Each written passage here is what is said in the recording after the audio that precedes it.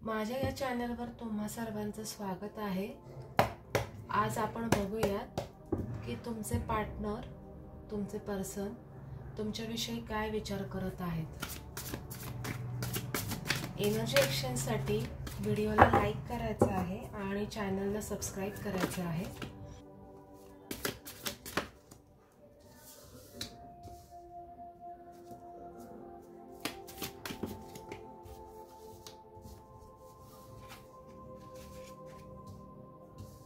तुमच्या पर्सनची अशी इच्छा आहे की कुठून तरी कोणाकडून का होईना पण तुम्हाला त्यांची व्यथा इथे समजावी।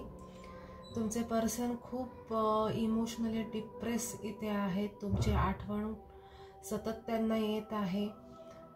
तुमच्या लाईफमध्ये घडलेल्या वाईट गोष्टी ज्याच्यामुळे तुम्हाला जास्त त्रास झालेला आहे किंवा तुम्ही मे बी त्यांच्याशी बोलत नाही आहे, मे बी तुम्ही त्यांच्या कॉन्टॅक्टमध्ये नाही आहे, तर त्यामुळे त्या वाईट गोष्टी त्यांना रात्रीची झोप येऊन देत नाही आहे, त्यांना झोपून देत नाही आहे।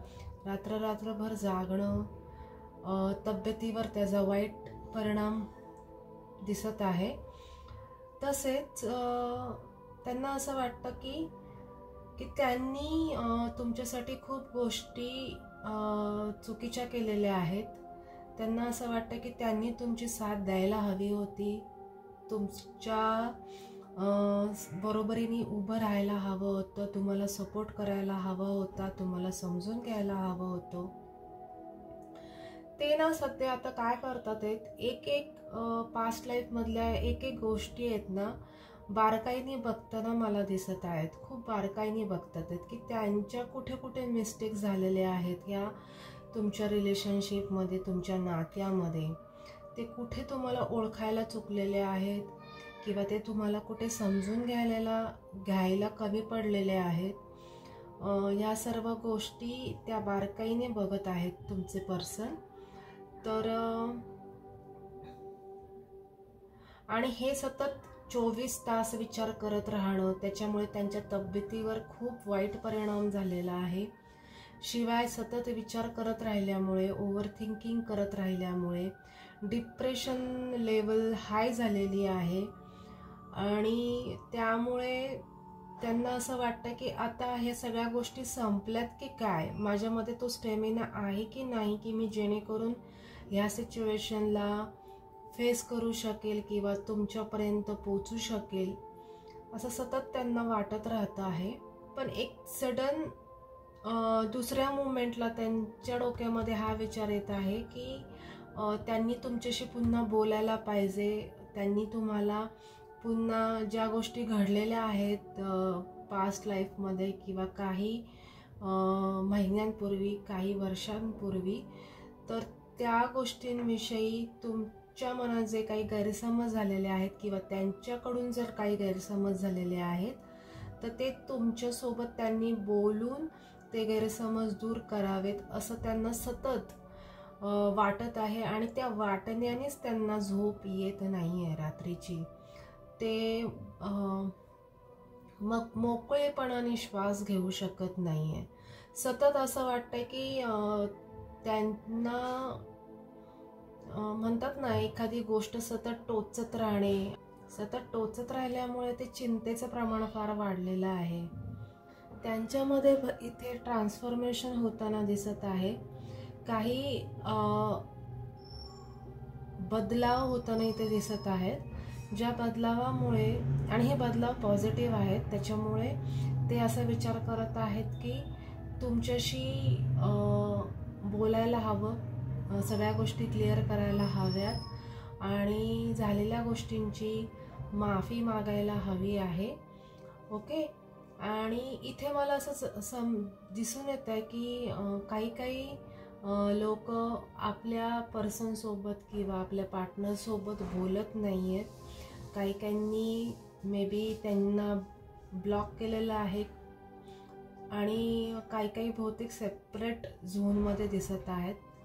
तर ते असे विचार करत आहेत की तुमच्याशी कॉन्टॅक्ट त्यांनी केला पाहिजे, तुम्हाला कॉल केला पाहिजे, तुम्हाला मेसेज केला पाहिजे किंवा तुम्हाला येऊन भेटलं पाहिजे। तर हे नुसतं वाटत नसून मला ते इथे ॲक्शन घेताना दिसत आहेत. खूप लवकरात लवकर ते तुम्हाला भेटतील, कॉल करतील किंवा एखादा मेसेज तुमच्यापर्यंत पोहोचवतील.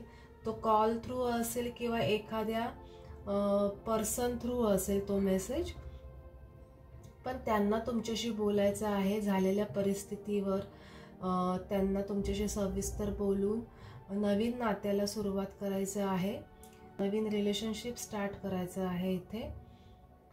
तर मी इथे राशी तुम्हाला सांगते. तसं तर ही रीडिंग सर्व राशींसाठी आहे, पण इथे जे एलिमेंट मला दिसत आहे, जे तत्व दिसत आहे, ते एअर एलिमेंट जास्त दिसत आहे. या एअर एलिमेंटमध्ये मिथुन, कुंभ आणि तुळा राशी येते. तर ह्या राशीचे तत्व तुमच्या पर्सनमध्ये जास्त प्रमाणात असू शकतात. त्यामुळे हे कार्ड्स त्यांच्यासाठी निघालेले आहेत. माझा जो व्हिडिओ पाहत आहे त्यांच्यापैकी काही लोकांच्या बाबतीत असा मेसेज येत आहे की तुमचे पर्सन हे थर्ड पार्टी सोबत एंगेज होते आणि त्या थर्ड पार्टी म्हणजेच अफेअर सिच्युएशन असे दिसून येते की त्यांचं अफेअर होतं. तर त्या थर्ड पार्टीनी तुमच्याच पर्सनला खूप वाईट असं फसवलेलं आहे, धोका दिलेला आहे आणि तुमच्या पर्सनला तिथे रिजेक्ट केलेलं आहे किंवा ते थर्ड पार्टी तुमच्या पर्सनच्या आयुष्यातून कायमची गेलेली आहे. तीव्र जाणीव झालेली आहे. त्या फिलिंग्स ते समजू शकलेले आहेत की आपण किती चुकीचं वागलेलं आहोत तुमच्या बाबतीत, असं ते विचार करत आहे की तुमच्या बाबतीत तुमचे पर्सन किती चुकीचे वागलेले आहेत, तुम्हाला किती त्रास दिलेला आहे, किती मानसिक त्रास दिलेला आहे, त्यांनी किती तुम्हाला अपमानित केलेलं आहे, किती तुम्हाला रिजेक्शन फील करून दिलेलं आहे, तुम्हाला समजून घेतलेलं नाही आहे, प्रत्येक वेळेस तुमच्यावर अविश्वास दाखवून तुम्हाला वाईट साईड बोलत होते. ते ह्या सगळ्या गोष्टी त्यांना ह्या पास्ट लाईफमधल्या आठवत आहेत. तर त्यामुळेच ते रिग्रेट फील करत आहे या सर्व गोष्टींमध्ये आणि खूप बारकाईने विचार करत असल्यामुळे ह्या सर्व गोष्टींचा त्यांना त्यांच्या चुका लक्षात आलेल्या आहेत आणि ते आता पूर्ण मनापासून तुमच्याकडं येण्याचा विचार करत आहे. तो नुसता विचार न करता ते ॲक्शन घेतील लवकरात लवकर. गाईज, लवकरात लवकर ते तुमच्यापर्यंत पोचतील, तुमच्याशी बोलतील आणि त्यांना हे हवं आहे की तुम्हा दोघांचं रिलेशनशिप ही ते पुन्हा नव्याने सुरू व्हावं. बॉटम ऑफ द डेक बघूया आपण काय आहे. बॉटम ऑफ द डेक आहे नाईट ऑफ कप. तर ते खूप लवकरात लवकरच तुमच्याकडे प्रेमाचा एक म्हणतो ना खूप सुंदर असा प्रस्ताव घेऊन येणार आहेत तुमच्याकडे आणि तेही खूप लवकरात लवकर. त्यांना तुमची प्रत्येक वेळेला कमी जाणवते त्यांच्या लाईफमध्ये. त्यांना हे कळून चुकलेलं आहे की तुमची जागा त्यांच्या लाईफमध्ये काय आहे. ओके, तुमची ती जागा कोणतीही व्यक्ती त्यांच्या लाईफमध्ये येऊन फुलफिल करू शकत नाही, तुमची जागा घेऊ शकत नाही, हे त्यांच्या लक्षात आलेलं आहे. तर तुमची अशी जागा जी खूप युनिक आहे त्यांच्या जीवनामध्ये हे त्यांना कळालेलं आहे, हे त्यांच्या लक्षात आलेलं आहे. कारण तुम्ही असल्यानेच त्यांच्या आयुष्यामध्ये एक म्हणतो ना समाधान, समजून घेते कोणीतरी, खूप मनापासून प्रेम करते, ही जाणीव त्यांना सतत होत आहे. तर गाईज, ते लवकरात लवकरच ॲक्शन घेतील, तुमच्यापर्यंत पोहोचतील आणि न्यू बिगिनिंग किंवा नवीन सुरुवात तुमच्या लाईफमध्ये ते करणार आहे ह्या नात्याची.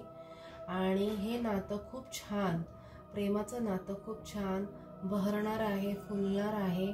तुम्हाला ज्या गोष्टी अपेक्षित आहेत त्यांच्याकडून त्या गोष्टी तुम्हाला देण्याचा त्यांचा मनापासून प्रयत्न इथं दिसत आहे. तर ते सर्व गोष्टी तुम्हाला देणार आहेत. तुम्ही आत्तापर्यंत ज्या गोष्टी डिझर्व करत होता त्यांच्या बाबतीत, तर त्या गोष्टी तुम्हाला मिळणार आहेत इथे.